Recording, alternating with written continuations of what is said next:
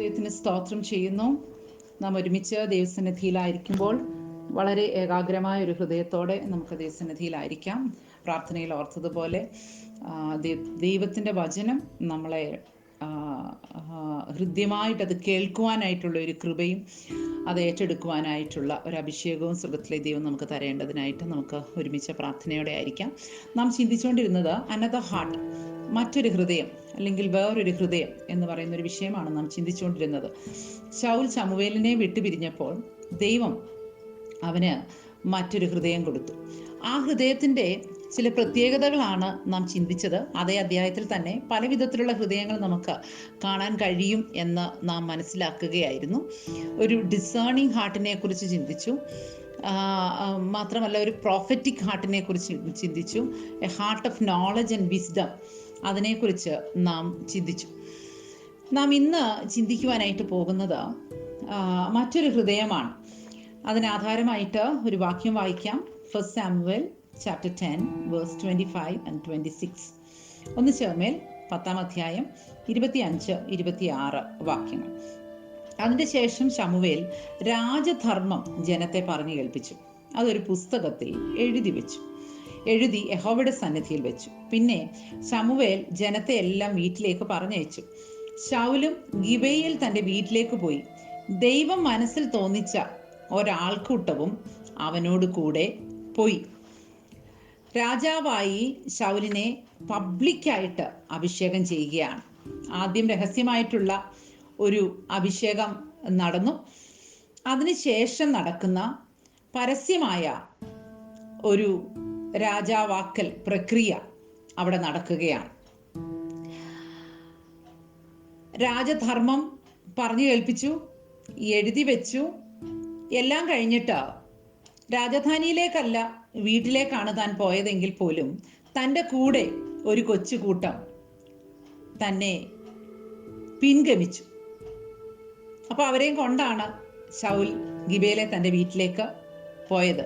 അത് വായിക്കുമ്പോൾ ഞാൻ ചിന്തിക്കുന്നത്, ഈ ദൈവത്തിൻ്റെ തിരഞ്ഞെടുപ്പ് ഭയങ്കരമല്ലേ. ഇപ്പോൾ ഒരു കൊച്ചുകൂട്ടം ആൾക്കാരും കൂടെ വീട്ടിലോട്ട് ചെന്നാൽ അവരെ അക്കോമഡേറ്റ് ചെയ്യാനായിട്ടുള്ള സൗകര്യം ആ വീട്ടിലുണ്ടായിരുന്നു. കാരണം കീശിനെ കുറിച്ച് ധനികനായ ഒരു മനുഷ്യനെന്ന് അവിടെ പറഞ്ഞിട്ടുണ്ട്. ഇതിന്റെ നടുവിൽ ദൈവമക്കളോട് ഞാനൊരു ദൂത് പറയാം. നമ്മൾ പലപ്പോഴും ഓർക്കും, കർത്താവേ, എന്നെ നീ തിരഞ്ഞെടുത്താൽ, എന്നെ നീ അത് ഏൽപ്പിച്ചാൽ, എൻ്റെ മക്കളെ നീ അത് ഏൽപ്പിച്ചാൽ എങ്ങനെ ചെയ്യും? അതിനുള്ള പ്രാപ്തി എനിക്കുണ്ടോ? താഴ്മകൊണ്ട് അങ്ങനെ ചിന്തിക്കുന്നത് നല്ലതാണ്. പക്ഷെ പലപ്പോഴും താഴ്മകൊണ്ടല്ല നമ്മളത് ചിന്തിക്കുന്നത്, നമ്മളിൽ തന്നെ നമുക്കൊരു വിശ്വാസം ഇല്ലാത്തത് കൊണ്ടാണ്. നമ്മളെ തന്നെ നാം ആരാണ് എന്ന് മനസ്സിലാക്കാത്തത് കൊണ്ടാണ്. നാം നമ്മെ നന്നായി അറിയണം. അതായത് നമ്മുടെ കഴിവുകൾ അറിയണം, നമ്മുടെ പ്രാപ്തി അറിയണം, നമ്മുടെ പരിമിതികൾ അറിയണം. നമ്മുടെ ഭാഷയുടെയോ നമ്മുടെ പണത്തിൻ്റെയോ നമ്മുടെ വാക്കുകളുടെയോ ഒക്കെ പരിമിതികൾ അറിഞ്ഞിരിക്കുന്നത് നല്ലതാണ്.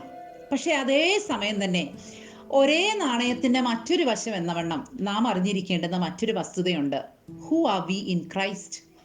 ഞാൻ ക്രിസ്തുവിൽ ആരാണ് എന്നുള്ള ഒരു ബോധ്യം കൂടെ നമുക്ക് എപ്പോഴും ഉള്ളത് നല്ലതാണ് എന്ന് ഈ തരുണത്തിൽ ഞാൻ ഓർമ്മിപ്പിക്കുകയാണ്. നാം ക്രിസ്തുവിൽ ആരാണ് എന്നൊരു ബോധ്യം നമ്മുടെ ഉള്ളിലുണ്ടെങ്കിൽ നമ്മുടെ കഴിവില്ലായ്മകളും പ്രാപ്തിയില്ലായ്മകളും നമ്മൾ ഈ എക്സ്ക്യൂസ് ലിസ്റ്റിനകത്ത് 1, 2, 3, 4 എന്ന് പറഞ്ഞ് ഇന്ന് വരെ പറഞ്ഞുകൊണ്ടിരിക്കുന്ന കാര്യങ്ങളെല്ലാം തന്നെ അതൊരു ഫാക്റ്റ് ആണ് കേട്ടോ. But that is not the truth എന്നും ഓർത്തോണം. നമുക്കതിനെ ഒരു ഫാക്റ്റായിട്ട് തെളിയിക്കാൻ കഴിയും. നിങ്ങൾക്ക് പറയാൻ കഴിയും, നിനക്കറിയാമോ, ഞാൻ ഇത്രയുമേ പഠിച്ചിട്ടുള്ളൂ, അതുകൊണ്ട് എനിക്ക് ഇത്രേ കഴിയുള്ളൂ. നിങ്ങൾക്കറിയാമോ, ഞാനൊരു വീട്ടമ്മയാണ്, എനിക്കിതിൻ്റെ അപ്പുറത്തേക്ക് പോയി ഞാൻ ഒത്തിരി ആൾക്കാരെ ഒന്നും മീറ്റ് ചെയ്യുന്നില്ല. അപ്പോൾ അതുകൊണ്ട് എനിക്ക് ഒരു സോഷ്യൽ ഗ്യാതറിങ്ങിൽ എങ്ങനെയാണ് പെർഫോം ചെയ്യേണ്ടതെന്ന് എനിക്കറിയത്തില്ല. ഞാൻ ആകെപ്പാടെ എൻ്റെ ഹസ്ബൻഡിനോടും പിള്ളേരോടുമേ ഉള്ളൂ എന്തെങ്കിലും ഒന്ന് ശബ്ദമുയർത്തിയെങ്കിലും സംസാരിച്ചിട്ടുള്ളത്. പിന്നെ ഞാൻ എങ്ങനെയാണ് ഒരു ഗ്രൂപ്പിനെ അഡ്രസ്സ് ചെയ്യുന്നത്? യാഥാർത്ഥ്യമാണത്. ഞാൻ നിങ്ങളോട് യോജിക്കുന്നു.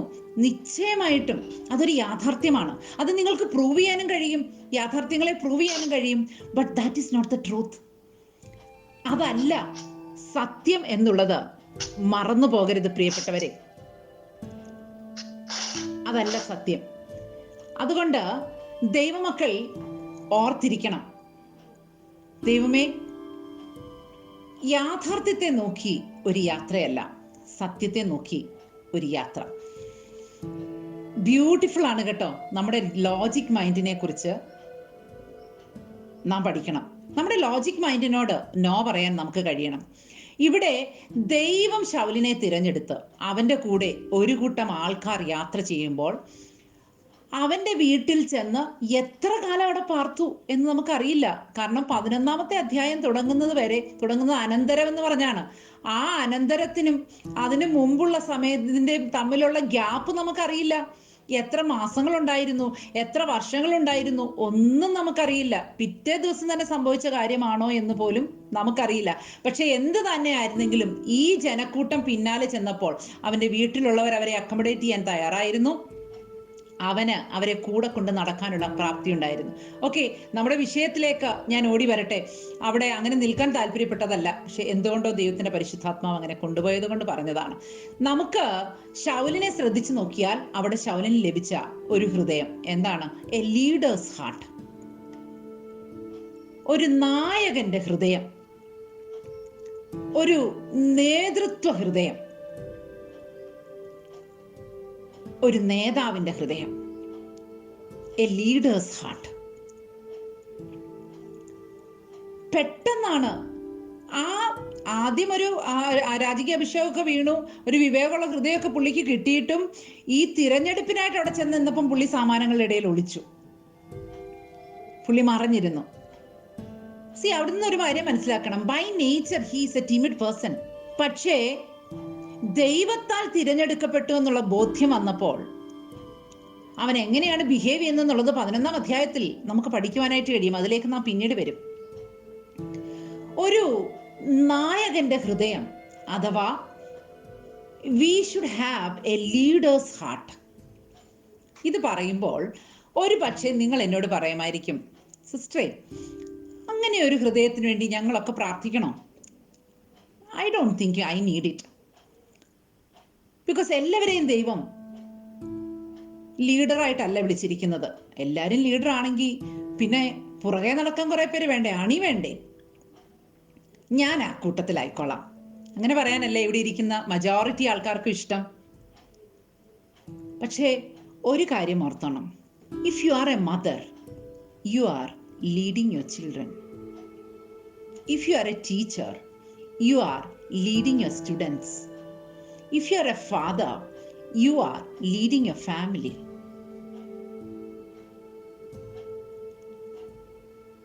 If you are the eldest one in the family, you are leading your other siblings.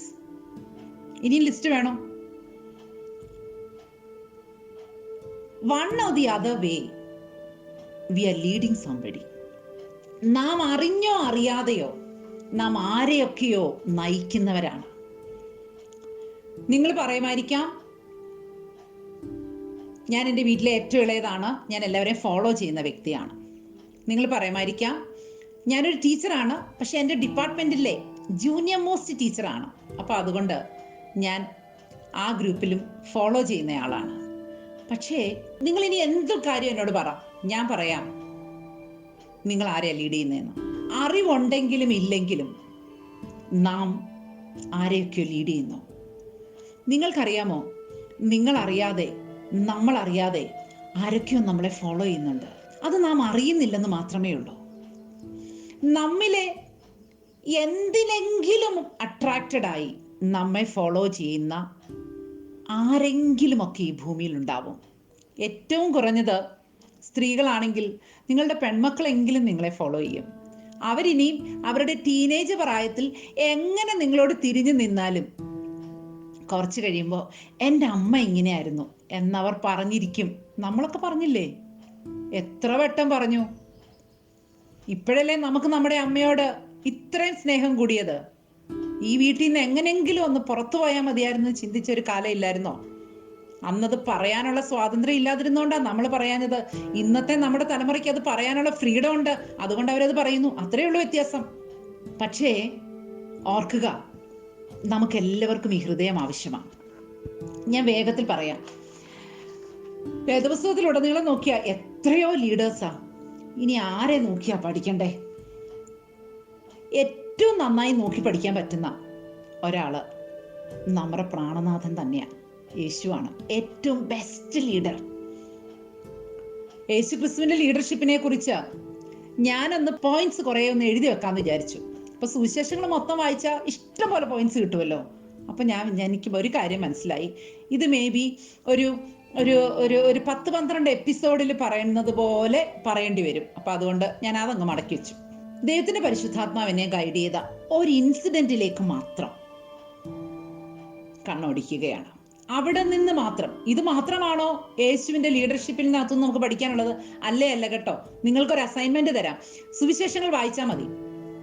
എന്നൊരു എക്സാമ്പിൾ ഞാൻ പറയാം. മത്തായിയുടെ സുവിശേഷം എടുക്കുക. മത്തായിയുടെ സുവിശേഷം എഴുതിയിട്ട് 3-ാം അധ്യായം 15-ാം വാക്യം. അതിനകത്തുനിന്ന് ഒരു ലീഡറിന്റെ ഹൃദയം നമുക്ക് കാണാനായിട്ട് കഴിയും. ഇങ്ങനെ സകല നീതിയും നിവർത്തിക്കേണ്ടതിനെന്ന് പറയുന്നു. അപ്പോൾ A leader is A righteous person. എല്ലാ നീതിയും നിവർത്തിക്കാൻ അങ്ങോട്ട് ഇനീഷ്യേറ്റീവ് എടുക്കുന്ന ഒരു വ്യക്തിയാണ്. മത്തായിയുടെ സുവിശേഷം 4-ാം അധ്യായം ശ്രദ്ധിച്ചു നോക്കിക്കേ. അവിടെ ഒരു ലീഡറിന്റെ നല്ല ക്വാളിറ്റി കാണാൻ കഴിയും. വചന നിശ്ചയം, ദൈവവചനത്തെ കുറിച്ചുള്ള നിശ്ചയം ലീഡറിന്റെ ഒരു നല്ല ക്വാളിറ്റിയാണ്. മത്തായിയുടെ സുവിശേഷം 9-ാം അധ്യായത്തിലേക്ക് പോയാൽ മനുഷ്യരുടെ നിരൂപണങ്ങളെ ദൂരത്ത് നിന്ന് ഗ്രഹിക്കുന്നു പറയുന്നു. A knowing heart. നിരൂപണങ്ങളെ ദൂരത്ത് നിന്ന് ഗ്രഹിക്കാൻ കഴിയുന്നത് ഒരു നല്ല ലീഡറിന്റെ ഒരു നല്ല ക്വാളിറ്റിയാണ്. മത്തായിയുടെ സുവിശേഷം 9-ാം അധ്യായത്തിന്റെ 21-ാം വാക്യം വായിക്കണം. മനുഷ്യർക്ക് യേശുവിലുള്ള വിശ്വാസം, അവന്റെ വസ്ത്രത്തിന്റെ തൊങ്ങലിൽ പോലും ജനത്തിന് വിശ്വാസമാണ്. അവന്റെ തുപ്പലിൽ പോലും ജനത്തിന് വിശ്വാസമാണ്. അവന്റെ വാക്കിൽ പോലും ജനത്തിന് വിശ്വാസമാണ്.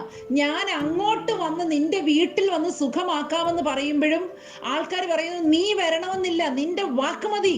ഒരു ലീഡറിന്റെ ഏറ്റവും വലിയൊരു ക്വാളിറ്റിയാണ് ചുറ്റുപാടും നിൽക്കുന്നവർ നമ്മുടെ മേൽ അർപ്പിക്കുന്ന വിശ്വാസം. ഇനി ഈ വിധത്തിൽ നിങ്ങൾ ആ സുവിശേഷം 4 ഒന്ന് വായിച്ചു നോക്കിക്കേ. യേശുവിനെ മാത്രം കോൺസെൻട്രേറ്റ് ചെയ്ത് വായിച്ചേ. ഒരു ലീഡറിന്റെ ക്വാളിറ്റീസ് ഇഷ്ടം പോലെ കണ്ടുപിടിക്കാൻ കഴിയും. എന്നാൽ ഒരു ദൂത് കേൾക്കുമ്പോൾ അതിനൊരു എന്തെങ്കിലും കേട്ടു മനസ്സിലായി എന്നൊരു തൃപ്തി നമുക്ക് വരണമല്ലോ. അതിനുവേണ്ടി ഒരു ഭാഗം എടുക്കുകയാണ്. റെഫറൻസ് മാത്രം എഴുതി വെക്കാം കേട്ടോ. മർക്കോസിന്റെ സുവിശേഷം 1-ാം അധ്യായം 40 മുതൽ 45 വരെയുള്ള വാക്യങ്ങൾ. Mark chapter 1 verse 40 to 45. Matthew chapter 8 verse 2 to 4. മത്തായിയുടെ സുവിശേഷം 8-ാം അധ്യായം 2 മുതൽ 4 വരെയുള്ള വാക്യങ്ങൾ. Luke chapter 5 verse 12 onwards. ലൂക്കോസിന്റെ സുവിശേഷം 5-ാം അധ്യായം 12 മുതലുള്ള വാക്യങ്ങൾ. നിങ്ങൾക്കറിയാമോ, ഇതെല്ലാം സെയിം ഇൻസിഡന്റാ. 3 ഭാഗത്തു നിന്നും ചില വാക്കുകൾ ഞാൻ അടർത്തിയെടുത്തിട്ടുണ്ട്. അതുകൊണ്ടാണ് അത് 3ഉം അങ്ങനെ പറഞ്ഞത്. പറയുന്ന കാര്യം എന്താണെന്ന് അറിയാമോ? ഒരു കുഷ്ഠരോഗിയായ മനുഷ്യൻ യേശുവിന്റെ അടുക്കിലേക്ക് വരികയാണ്. ആ കുഷ്ഠരോഗിയായിട്ടുള്ള മനുഷ്യൻ യേശുവിന്റെ അടുക്കിലേക്ക് വരുമ്പോൾ യേശുവിന്റെ അവിടുത്തെ പ്രതികരണമാണ് നാം ചിന്തിക്കുവാനായിട്ട് പോകുന്നത്. മത്തായിയുടെ സുവിശേഷം 8-ാം അധ്യായത്തിന്റെ 2 മുതൽ 4 വരെയുള്ള വാക്യങ്ങളാണല്ലോ. അവിടെ വന്ന് ഈ കുഷ്ഠരോഗി പറയുകയാണ്, കർത്താവേ, നിനക്ക് മനസ്സുണ്ടെങ്കിൽ എന്നെ ശുദ്ധമാക്കാൻ കഴിയും. അവൻ കൈനീട്ടി അവനെ തൊട്ടു, എനിക്ക് മനസ്സുണ്ട്, നീ ശുദ്ധമാകുക എന്ന് പറഞ്ഞു. ഉടനെ കുഷ്ഠം മാറി, അവൻ ശുദ്ധമായി. ആ ഭാഗങ്ങളാണ്. ഈ സെയിം കാര്യമാണ് മറ്റ് 2 സുവിശേഷങ്ങളിലും പറഞ്ഞിരിക്കുന്നത്. ഒരു കുഷ്ഠരോഗി പാളയത്തിന് പുറത്ത് താമസിക്കുന്ന വ്യക്തിയാണ്. അന്നത്തെ കാലഘട്ടത്തിൽ ഒരു മനുഷ്യരും കുഷ്ഠരോഗിയെ അടുപ്പിക്കത്തില്ല. പക്ഷേ ഇവിടെ ശ്രദ്ധിച്ചു നോക്കിക്കേ. ആ മറ്റ് സുവിശേഷങ്ങൾ വായിക്കുമ്പോൾ നമുക്ക് മനസ്സിലാവും യേശു പട്ടണത്തിലായിരുന്നു കേട്ടോ. പട്ടണത്തിനകത്ത് യേശു ഇരുന്ന ഇടത്ത് ഈ കുഷ്ഠരോഗി വന്നു. അതിന്റെ അർത്ഥം എന്താണ്? He was available for everyone. നമ്മൾ ഒരു ലീഡർ ആണെങ്കിൽ വി ഷുഡ് ബി അവൈലബിൾ. ഏത് രാത്രിയിലും ഏത് പകലിലും ആൾക്കാർക്ക്, ചുറ്റുപാട് നിൽക്കുന്നവർക്ക്, നാം നയിക്കുന്നവർക്ക്, നമ്മളെ കൊണ്ട് ദൈവം നയിപ്പിക്കപ്പെടുന്നവർക്ക് ഒരു ഉറപ്പുണ്ടായിരിക്കണം. എനിക്ക് എപ്പോൾ വേണമെങ്കിലും ഈ സിസ്റ്ററിനെ വിളിക്കാം, എനിക്ക് എപ്പോൾ വേണമെങ്കിലും ആ വീട്ടിൽ കയറി ചെല്ലാം. Even if it is in the middle of the night, I can wake her up, I can wake him up. എല്ലാവരും പെട്ടെന്ന് മൗനമായി, മുഖമൊക്കെ വല്ലാതായത്. ദൈവമേ, ഇങ്ങനെ ഒരു ക്വാളിറ്റി ആണെങ്കിൽ ഞാൻ സമർപ്പിച്ചാൽ എൻ്റെ ഉറക്കം കെട്ടുപോകുമോ എന്നുള്ള ചിന്ത കൊണ്ടാണോ, അതോ വേണമെന്നുള്ള ആഗ്രഹം കൊണ്ടാണോ? ഞാൻ ഒരു കാര്യം നിങ്ങളോട് പറയും. 100 അനുഭവങ്ങൾ, ഒത്തിരി അനുഭവങ്ങൾ എൻ്റെ പേഴ്സണൽ ലൈഫിൽ എനിക്ക് പറയാനുണ്ട്. ഈ ദേശത്ത് ഒരു ഫാമിലി വല്ലാത്തൊരു പ്രതിസന്ധിക്കകത്തൂടെ പോകുമ്പോൾ, വളരെ കൊച്ചു കുഞ്ഞുങ്ങൾ പെട്ടെന്ന് ക്യാൻസർ ഡയഗ്നോസ് ചെയ്തു, വല്ലാത്തൊരു അനുഭവത്തിലൂടെ ആ കുടുംബം കടന്നു പോവുകയാണ്. ആ സഹോദരിയോട് കൃപയാൽ കേട്ടോ, ഒത്തിരി വർഷങ്ങൾക്ക് മുമ്പാണ്. അന്ന് 1.5 വയസ്സുണ്ടായിരുന്ന കുഞ്ഞ് ഇപ്പം മെഡിസിൻ പഠിക്കുക. അത്രയും വർഷങ്ങളുടെ പുറകിലത്തെ സംഭവം ഞാൻ നിങ്ങളോട് പറയുന്നു. ഞാൻ അന്ന് ആ സഹോദരിയോട് പറഞ്ഞു, ഇതാണ് എൻ്റെ ഫോൺ നമ്പർ, നിങ്ങൾക്ക് ഏത് സമയത്തും എന്നെ വിളിക്കാം, ഞാൻ പ്രാർത്ഥിക്കാം. അവർ പലപ്പോഴും വിളിക്കുമായിരുന്നു, വന്ന് പ്രാർത്ഥിക്കുമായിരുന്നു, ഒക്കെ ചെയ്യുമായിരുന്നു. പക്ഷേ ഒരു ദിവസം രാത്രി 3 മണിക്ക് ആ സഹോദരി അലറി വിളിച്ച് കരഞ്ഞ് എന്നെ വിളിച്ചു. ഉണർന്ന് ഉറക്കത്തിൽ നിന്ന് എണീച്ചപ്പം പറയുന്നത് എന്താണെന്നോ, ഈ വിളിക്കുന്നത് ആരാണെന്നോ പോലും റെക്കഗ്നൈസ് ചെയ്യാൻ ഞാൻ അല്പം സമയം എടുത്തു. ലാൻഡ് ലൈനിലാണ് വിളിക്കുന്നത്. ഇപ്പോഴത്തെ കൂട്ട് മൊബൈലിൽ പേരൊന്നും തെളിഞ്ഞു വരത്തില്ല. സമയമെടുത്തു. പക്ഷേ പ്രാർത്ഥിക്കാൻ കർത്താവ് കൃപ തന്നു കേട്ടോ. ആ വ്യക്തി അടിക്കടി സർജറി കഴിഞ്ഞു തിരിച്ചു വന്നതാണ്. പക്ഷേ എന്നും ഒരു പർട്ടിക്കുലർ വേയിലുള്ള അബ്ഡോമിനൽ പെയിനിലാൽ ഭാരപ്പെടുമായിരുന്നു. എപ്പോഴും എമർജൻസി ഡിപ്പാർട്ട്മെൻറ്റിലോട്ട് കൊണ്ടുപോകും, അവിടെ ട്രീറ്റ് ചെയ്യും, തിരിച്ചുകൊണ്ടുവരും. അന്ന് രാത്രിയിൽ എങ്ങും കൊണ്ടുപോകാൻ പറ്റുന്നില്ല. ആ സമയത്ത് ആരെയും വിളിക്കാൻ പറ്റുന്നില്ല, ഡ്രൈവ് ചെയ്യത്തില്ല. ഒരു വല്ലാത്ത അവസ്ഥയിൽ ഈ സഹോദരി അലറി വിളിച്ചോണ്ടാണ് എന്നെ വിളിക്കുന്നത്. ഞാൻ പറഞ്ഞു, ഞാൻ പ്രാർത്ഥിക്കാമെന്ന് പറഞ്ഞു. കുറേ നേരം പ്രാർത്ഥിച്ചു. എന്ത് പ്രാർത്ഥിക്കണമെന്ന് അറിയത്തില്ല, അന്യഭാഷയിൽ പ്രാർത്ഥിച്ചു. കുറേ നേരം പ്രാർത്ഥിച്ചു. പിറ്റേ ദിവസം അതിരാവിലെ, അന്ന് ഞാൻ ഡ്രൈവ് ചെയ്യത്തില്ല, ഒന്നും ചെയ്യത്തില്ല, ഞാൻ ഒരാളിനോട് പറഞ്ഞു എന്നെ അവരുടെ വീട്ടിൽ വരെ ഒന്ന് കൊണ്ടുപോകുന്നു. അവർ ഉറങ്ങി എഴുന്നേൽക്കുന്നതിന് മുമ്പ്, ഇതൊക്കെ കൃപയാല കേട്ടോ, ഉറങ്ങി എഴുന്നേൽക്കുന്നതിന് മുമ്പ് ഞാൻ ആ വീട്ടിൽ ചെന്നു. ഞങ്ങൾ ചെന്നാണ് അവരെ വിളിച്ചുണർത്തുന്നത്. ഞാൻ ചോദിച്ചു, എങ്ങനെയുണ്ട്? അന്നേരം മുതൽ ഉറങ്ങി, ചെറിയൊരു വേദനയുണ്ടെന്ന് പറഞ്ഞു. നമുക്ക് പ്രാർത്ഥിക്കാമെന്ന് പറഞ്ഞു.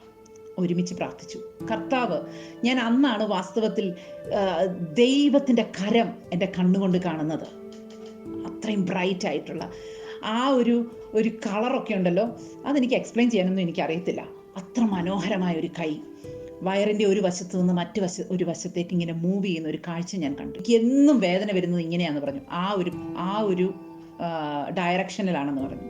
നിങ്ങൾക്കറിയാമോ, ഇത്രയും വർഷങ്ങൾ കഴിഞ്ഞു, അതിനുശേഷം ഇന്ന് വരെ ആ പ്രയാസത്താൽ ഹോസ്പിറ്റലിൽ അഡ്മിറ്റ് ആയിട്ടില്ല. ക്യാൻസർ ഡയഗ്നോസ് ചെയ്ത് സർജറിയും കഴിഞ്ഞ് എല്ലാം കഴിഞ്ഞിരിക്കുന്ന വ്യക്തിയാണ്. പക്ഷേ ഇന്നും ജീവനോടെ ഉണ്ട്. വർഷം എത്രയായി എന്ന് നിങ്ങൾ കണക്കൂട്ടി നോക്കിക്കോ. ഞാൻ എന്തിനാ ഇത് പറഞ്ഞത്? ഷീജ സിസ്റ്റർ പ്രാർത്ഥിച്ച ഇങ്ങനെ സൗഖ്യം നടക്കും, അതിനെ അല്ല പറഞ്ഞത്. എത്രയോ പ്രാർത്ഥിച്ചിട്ട്, ചങ്ക് പൊട്ടി പ്രാർത്ഥിച്ചിട്ട്, ഹല്ലേലൂയ സ്തോത്രം, ഉത്തരം കിട്ടാത്ത എത്രയോ എണ്ണം ഉണ്ട്. ഞാൻ പറഞ്ഞത്, നമ്മൾ അവൈലബിൾ ആണെന്ന് അവർക്കൊരു ഫീലിംഗ് ഉണ്ടെങ്കിൽ, ആ രാത്രിയിൽ അവരുടെ കസിൻസ് ഇവിടെ ഉണ്ട്, ആ രാത്രിയിൽ അവരെ ഹോസ്പിറ്റലിൽ കൊണ്ടുപോകാൻ തയ്യാറുള്ള പ്രെയർ ഗ്രൂപ്പിലെ ആൾക്കാർ ഇവിടെ ഉണ്ട്. പക്ഷേ എന്തുകൊണ്ട് നമ്മളെ വിളിച്ചു? ഞാനൊരു ലീഡർ ആണെന്ന് പറയാനല്ല, പക്ഷെ ഞാൻ പറയട്ടെ, അവൈലബിൾ ആയിരിക്കുമോ? We should have A leaders heart. ഞാൻ മുമ്പേ പറഞ്ഞു, യേശു പട്ടണത്തിനകത്താണ്, പക്ഷേ ഒരു കുഷ്ഠരോഗി പാളയത്തിന് പുറത്താണ് വസിക്കുന്നത്. പക്ഷെ എന്നിട്ടും ഇദ്ദേഹം യേശുവിൻ്റെ അടുക്കിലേക്ക് വരികയാണ്. അപ്പോൾ അവൈലബിൾ ആണെന്ന് മാത്രമല്ല, ഇത്രയും വലിയൊരു റബായാണ്, ഇത്രയും വലിയൊരു മനുഷ്യനാണ്, ഞാൻ എങ്ങനെ അപ്രോച്ച് ചെയ്യുമെന്ന് കുഷ്ഠരോഗിക്ക് ഒരു ചിന്തയുണ്ടായിരുന്നില്ല. A leader will be an approachable person.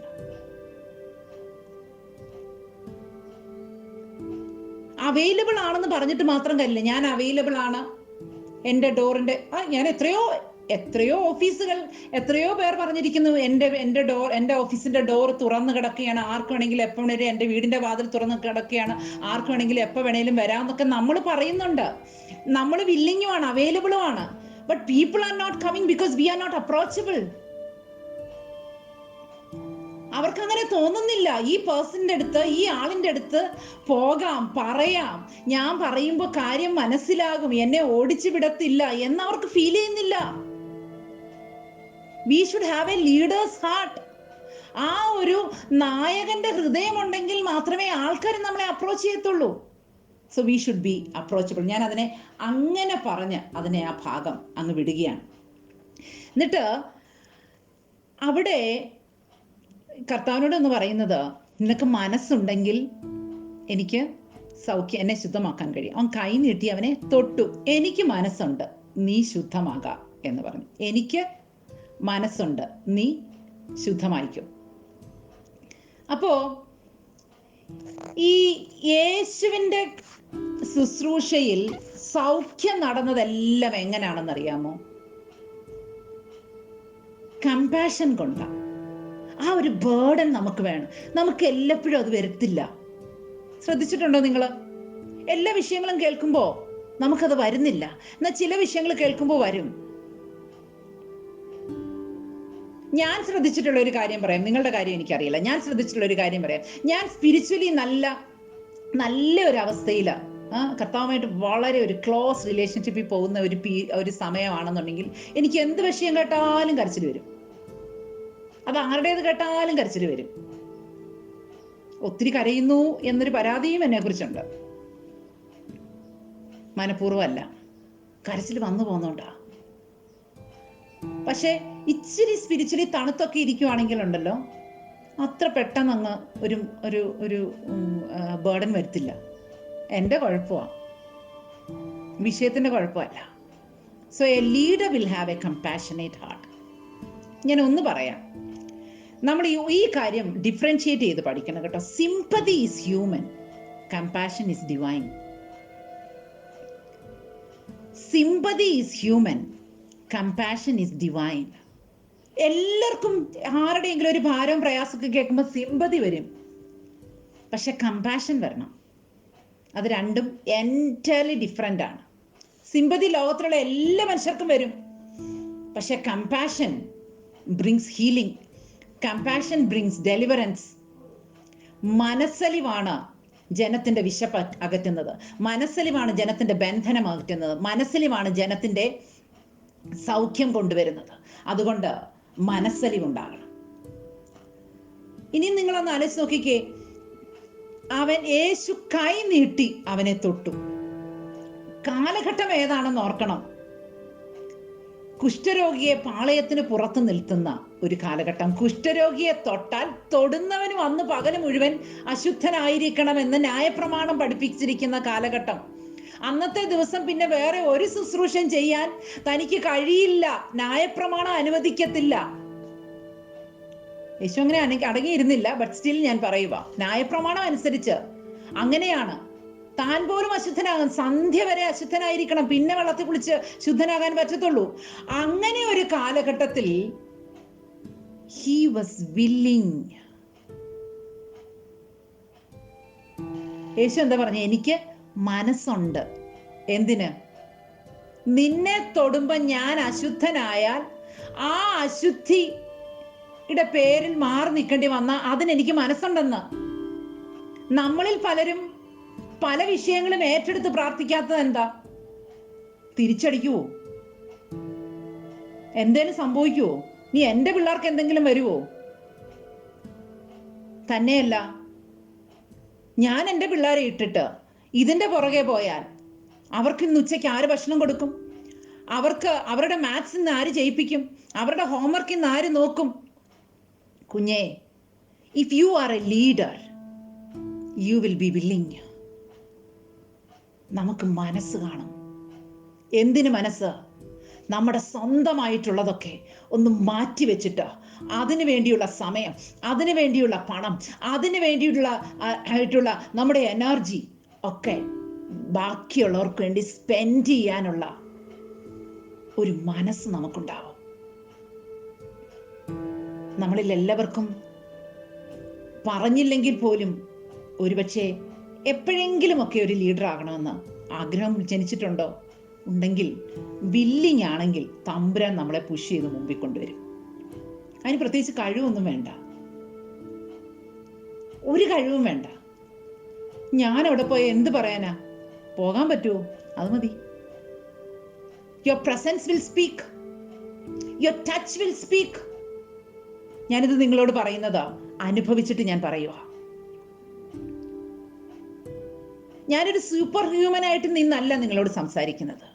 എൻ്റെ ജീവിതത്തിൽ മറ്റു പലരുടെയും പ്രസൻസ് ആരെങ്കിലും ഒന്ന് വന്നിരുന്നെങ്കിൽ, എൻ്റെ കൂടെ ഒന്ന് ഇരുന്നിരുന്നെങ്കിൽ, എന്നോടൊന്ന് സംസാരിച്ചിരുന്നെങ്കിൽ, എനിക്കൊരു ഫോൺ ചെയ്തിരുന്നെങ്കിൽ എന്നൊക്കെ ഫീൽ ചെയ്ത സമയമുണ്ട്. ഒരു കഴിവും പ്രാപ്തിയും ഇല്ലെന്ന് തോന്നിയവർ ആശ്വസിപ്പിച്ച സമയമുണ്ട്. ഞാൻ പറയട്ടെ, എൻ്റെ രോഗക്കിടക്കയിൽ കഴിഞ്ഞ വർഷം എഴുന്നേൽക്കാൻ വയ്യാതെ ഞാൻ കട്ടിലേ കിടന്ന ഒരു സമയം ഉണ്ടായിരുന്നു. ആ സമയത്ത് ലിറ്ററലി ഞാൻ ആഗ്രഹിച്ചു, ദൈവമേ ആരെങ്കിലും ഒന്ന് വന്നിട്ട് ഒന്ന് ഡൈവേർട്ടഡ് ആവാൻ, ഒന്ന് സംസാരിക്കാൻ. ആ സമയത്ത് നമ്മുടെ 2 കുഞ്ഞുങ്ങൾ എന്നെ വിസിറ്റ് ചെയ്തു. എനിക്ക് ഭയങ്കര സന്തോഷമായിരുന്നു. കുറച്ചു നേരം അവരുടെ അടുത്ത് ഞാൻ ചിരിച്ചു, വർത്താനം പറഞ്ഞു. അവരൊന്നും ചെയ്തില്ല. They didn't even pray properly. ഏതാ ഞാൻ പ്രോപ്പർലി എന്ന് ഞാൻ പറയുന്നത്? നമ്മുടെയൊക്കെ കൂട്ട് വലിയ വാചകം ഘടനയൊക്കെ വെച്ച്, ഷീജാൻറ്റി ഞങ്ങൾ പ്രാർത്ഥിക്കാം കേട്ടോ, യോ സോറി ഇത്രയും വേദന ഉണ്ടെന്ന് ഞങ്ങൾ അറിഞ്ഞില്ല, അത്രയൊക്കെ പറഞ്ഞിട്ട് പിള്ളേർ പോയതേ ഉള്ളൂ. But I was so relaxed. I was blessed by the visit. Willing ആകാമോ? കർത്താവ് നമ്മളെ ഒരു അനുഗ്രഹമാക്കി വെക്കുന്നേ. ഹല്ലേലൂയ, സ്തോത്രം. He was ready to, he was willing to reach out, he was willing to touch, he was willing to express, he is willing to say that yes, I am willing. യേശു അവനോട് പറഞ്ഞു, എനിക്ക് മനസ്സുണ്ട്, നീ ശുദ്ധമാകും, എനിക്ക് മനസ്സുണ്ട്. ദൈവമക്കളെ, യേശുവിന് അത് പറയേണ്ട കാര്യമില്ല. ബട്ട് ഹി സെഡ്, എനിക്ക് മനസ്സുണ്ടെന്ന് പറഞ്ഞു. എന്തിനു വേണ്ടിയിട്ടാണെന്ന് അറിയാമോ? നമുക്ക് മനസ്സുണ്ടെന്ന് പറഞ്ഞ് നമ്മൾ വീട്ടിലിരുന്ന ഒക്കത്തില്ല. We should express it, we should show it with our deeds. നമ്മുടെ മനസ്സ് തുറന്നു കാണിക്കുവാൻ നമുക്ക് കഴിയണം. ഞാൻ യേശുവിനെ കുറിച്ചുള്ള ആ ഭാഗം അവിടെ വിടുകയാണ്. ഒരു വ്യക്തിയെ കൂടെ പെട്ടെന്നൊന്ന് കൊണ്ടുവന്നോട്ടെ നിങ്ങളുടെ മുമ്പിൽ. ബർണബാസ്. കേട്ടോ, എനിക്ക് ബർണബാസിനെ കുറിച്ച് പറയാതെ പോകാൻ നിർവാഹമില്ലാത്തത് കൊണ്ടാണ്. A leader should be an accommodating person. ഏത് തുറയിലുള്ളവരെയും അക്കോമഡേറ്റ് ചെയ്യാൻ, അവരെ ഒന്ന് സ്വീകരിക്കാൻ, അവരെ പോലെ ഒന്ന് കൈക്കൊള്ളാനുള്ള ഒരു മനസ്സൊരു ലീഡറിനുണ്ടായിരിക്കും. തൻ്റെ സ്റ്റാറ്റസിലുള്ളവരും തന്നോടൊപ്പം ഉള്ളവരും മാത്രമല്ല ഒരു ലീഡർ. ഒരു ശരിക്കുമുള്ള ഒരു നല്ല ലീഡറിൻ്റെ കൂടെ ഏത് സമൂഹത്തിൻ്റെ ഏത് തുറയിലുള്ളവർക്കും ഈസി ആയിട്ട് ഇടപെടാൻ പറ്റും. അവരെല്ലാവരെയും അക്കോമഡേറ്റ് ചെയ്യാൻ പറ്റും. ഞാനിത് പറയുമ്പോൾ ഹല്ലേലൂയ, സ്തോത്രം, ബോസ്റ്റ് ചെയ്യുവാണെന്ന് നിങ്ങൾ വിചാരിക്കരുത്. ഞാൻ അങ്ങനെ ഒരു മനുഷ്യൻ്റെ കൂടെ കുറേ കാലം ജീവിക്കാൻ കർത്താവ് എനിക്ക് കൃപ തന്നു. നിങ്ങളും എഗ്രി ചെയ്യുന്ന ഞാൻ വിശ്വസിക്കുന്നത്. ആരുടെ കൂടെ മിങ്കിൾ ചെയ്യും.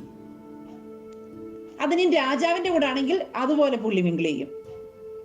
ഒരു മന്ത്രിയോടാണെങ്കിൽ അതുപോലെ മിങ്കിൾ ചെയ്യും.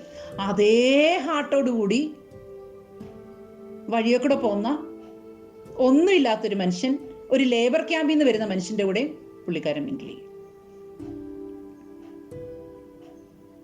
ഞാൻ കണ്ടിട്ടുള്ള ഒരു കാര്യം ഞാൻ നിങ്ങളോട് പറയാം. ഞങ്ങളുടെ വീട്ടിൽ പലരും വന്ന് താമസിച്ചിട്ടുണ്ട്.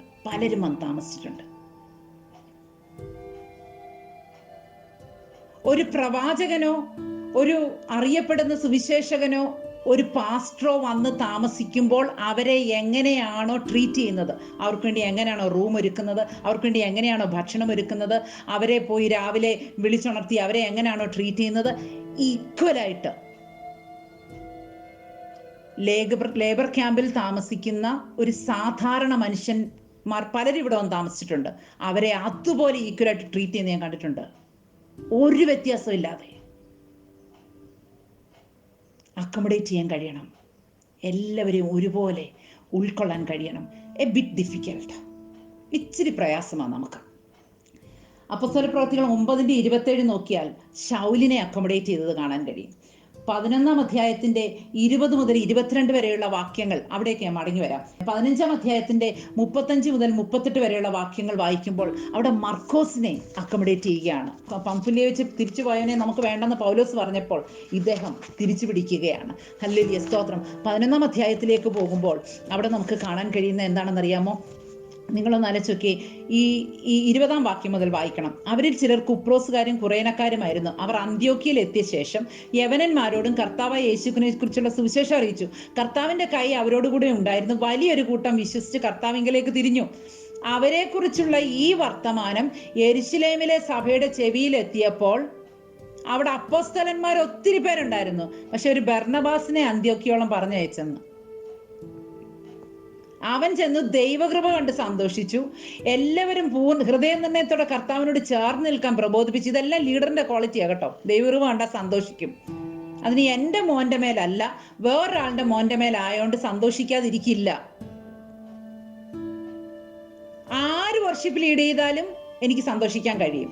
ആര് പ്രസംഗം പറഞ്ഞാലും എനിക്ക് സന്തോഷിക്കാൻ കഴിയും. അയ്യോ, ആ സഹോദരി ഇന്നാളി ഞാൻ വിശ്വാസത്തിലേക്ക് കൊണ്ടുവന്നതാ, അവര് മെസ്സേജ് പറയുമ്പോൾ എനിക്ക് എങ്ങനെയാ നോട്ട്സ് എഴുതിയെടുക്കാൻ പറ്റുന്നത്? പറ്റും. If you are a true leader you will be able to.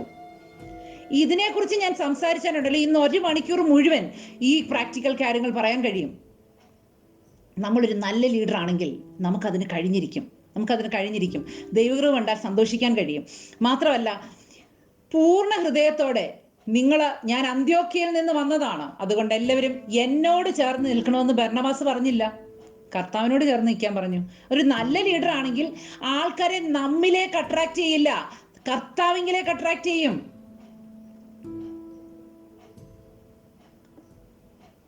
അവനെക്കുറിച്ച് പറഞ്ഞിരിക്കുന്ന സാക്ഷ്യം കേട്ടെ. അവൻ നല്ല മനുഷ്യൻ, പരിശുദ്ധാത്മാവിനാലും വിശ്വാസത്താലും നിറഞ്ഞവനായിരുന്നു, വളരെ പുരുഷാരം. ബർന്നബാസ് മിനിസ്ട്രിയിലേക്ക് ചേർന്നെന്നല്ല അവിടെ എഴുതിയിരിക്കുന്നത്, കർത്താവിനോട് ചേർന്നെന്നാണ് എഴുതിയിരിക്കുന്നത്. ഒരു നല്ല ലീഡർ ആണെങ്കിൽ കർത്താവിനോട് ചേർക്കുന്നവരായിരിക്കും.